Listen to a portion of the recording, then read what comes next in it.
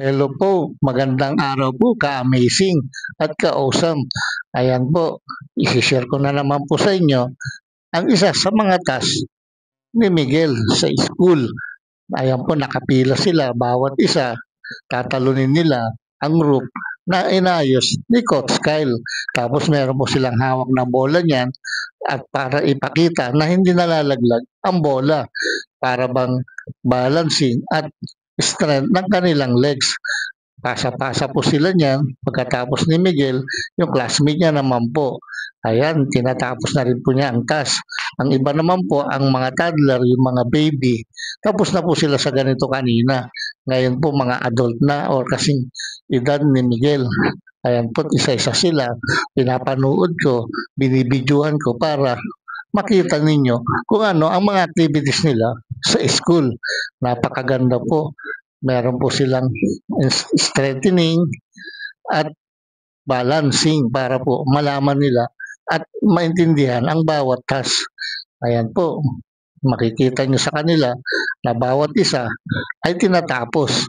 Pasa-pasa po sila. Katulad niyan, pangalawang round na po si Miguel sa kanyang task. Tatalunin niya na naman po muli ang mga rope para po makarating kay Coach Kyle.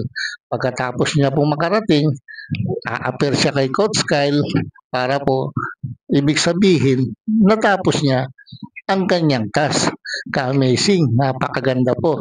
Ito nga po pala ang pangalawang task ni Miguel. Medyo napapansin po namin kami ng mama niya na napapagod na siya at na-stress na. Kaya po yan, ka-amazing, napapansin niyo po, nag-iba na po ang mood ni Kuya Miguel dyan. Nagtitrigger na po ang kanyang tantrums. Palagay ko po napagod na at na-stress. May gusto po kasi silang sabihin or ipahiwatig sa atin, kami pong parents na may ganyang anak. Alam na po namin ang gagawin, pabayaan ko lang po natin sila, mailabas nila ang kanilang gustong sabihin sa pamamagitan po ng pagpagtatantrums. Minsan nila pinapahayag kung ayaw na nila. Kaya po yan, ka-amazing. Stretching na po ngayon si Kuya Miguel, kasama po uli ang kanyang mga classmate. Nag-stretching na po sila niya, katatapos lang po kasi ng kanilang activities or mga tasks. Kaya sabi ni Coach Kyle, stretching na sila para matatapos na ang kanilang session.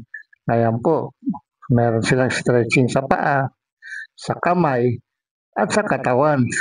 Stretching po talaga ang pinapagawa ni Coach Kyle pag natapos na nila ang kanilang mga activities para po hindi sila stress at matanggal din po ang kanilang mga pagod. Pinahawak na rin po sila ng instrument for stretching. Ka-amazing.